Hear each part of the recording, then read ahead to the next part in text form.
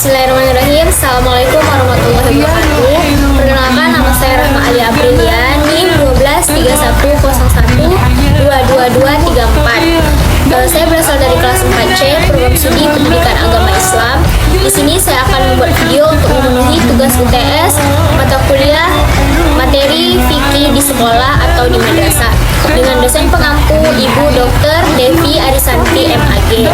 Selamat menyaksikan. Baiklah, di sini saya akan menjelaskan tentang materi kelas 8 semester 1 pada bab sujud syahwi. Sujud syahwi secara bahasa yaitu saha yasfu sahwan, yang berarti lupa atau lalai. Sedangkan secara istilah, sujud sahwi adalah sujud dua kali yang dilakukan karena lupanya seseorang dalam sholat. Misalnya, lupa rakaat atau lupa melakukan gerakan dalam sholat. Sujud sahwi ini dilakukan ketika setelah melaksanakan tahiyat akhir. Berarti sujud ini dilakukan sebelum salam.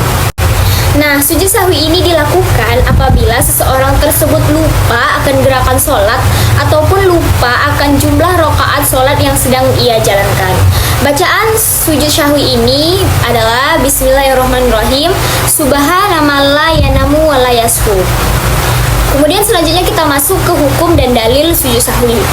Hukum sujud sahwi ini adalah sunnah ketika kita melaksanakan sholat sendiri. Namun, hukumnya berubah ketika kita melakukan sholat berjamaah. Kenapa? Karena ketika imam melakukan sujud sahwi, maka kita wajib juga melakukan sujud sahwi tersebut. Dalil tentang sujud sahwi ini dari hadis, yaitu dari Abdullah ibnu Buhainah Al-Ashdi, bahwa Rasulullah SAW pernah melakukan sholat zuhur, namun beliau lupa melakukan atau melaksanakan tasyahud awal. Setelah beliau menyempurnakan sholatnya, beliau sujud dua kali dan beliau bertakbir pada setiap akan sujud dalam posisi duduk sebelum salam. Maka orang-orang mengikuti sujud bersama beliau sebagai pengganti yang terlupa dari duduk tasyahud awal tadi. Hadis riwayat Bukhari dan Muslim. Jadi ketika kita sholat berjamaah, maka hukum sujud sahwi tersebut menjadi wajib karena imam tersebut melakukan sujud sahwi. Sebab-sebab kita melakukan sujud sahwi, yang pertama itu meninggalkan sunnah abad.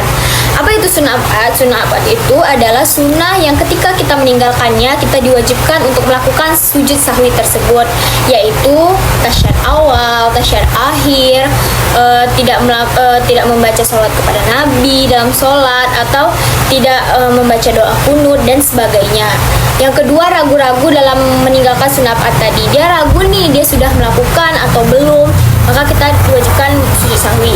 Selanjutnya itu adalah mengerjakan sesuatu melebihi amalan sholat, seperti misalnya rukunya 2 kali, atau dia sholat zuhurnya 5 kali dan sebagainya. Selanjutnya memindahkan rukun qauli atau ucapan yang bukan tempatnya. Misalnya nih, dia membaca Al-Fatihah tapi ketika ruku, seperti itu. Selanjutnya ragu jumlah hafalan, maka hal-hal tersebut kita wajib melakukan sujud sahwi. Nah, selanjutnya kapan sih kita akan melakukan sujud sahwi tersebut? Nah, ada dua kategori nih, sujud sahwi yang dilakukan sebelum salam dan sujud sahwi yang dilakukan setelah salam. Sujud sahwi yang dilakukan sebelum salam penyebabnya adalah dia nih lupa mengerjakan sunnah abad yang seperti saya jelaskan tadi, atau dia sadar bahwa dia lupa untuk mengerjakan sunnah-sunnah tadi, tapi sadarnya itu sebelum salam. Dan sebab yang kedua yaitu lupa akan rokaat sholatnya, maka dia dianjurkan untuk sujud sahwi sebelum salam. Nah, selanjutnya sujud sahwi yang dilakukan setelah salam, yaitu penyebabnya terdapat penambahan dalam jumlah rakaat sholat, terus terdapat penambahan dalam gerakan sholat. Selanjutnya ragu dan tidak bisa menentukan mana yang lebih meyakinkan. Jadi dianjurkan sujud sahwinya setelah salam.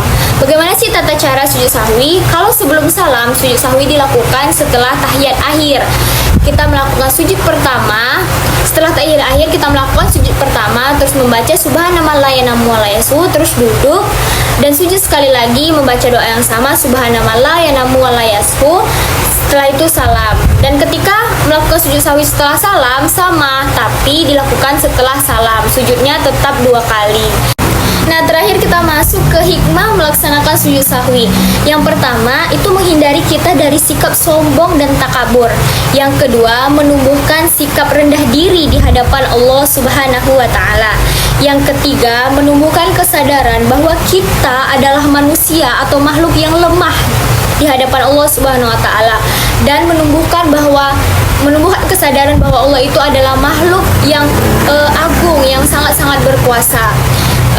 Yang terakhir adalah mengingatkan kita bahwa kita adalah manusia yang tempatnya salah dan lupa, yang mudah tergoda oleh bisikan-bisikan setan. Maka dari itu kita harus banyak-banyak memohon, banyak-banyak minta kefokusan dalam melaksanakan ibadah kita yang mulia, terutama sholat. Mungkin cukup sekian yang dapat saya sampaikan mengenai sujud sahwi. Apabila ada kesalahan atau kekeliruan, saya mohon maaf sebesar-besarnya karena saya masih dalam tahap belajar. Semoga video ini dapat membantu teman-teman yang menonton. Terima kasih. Jangan lupa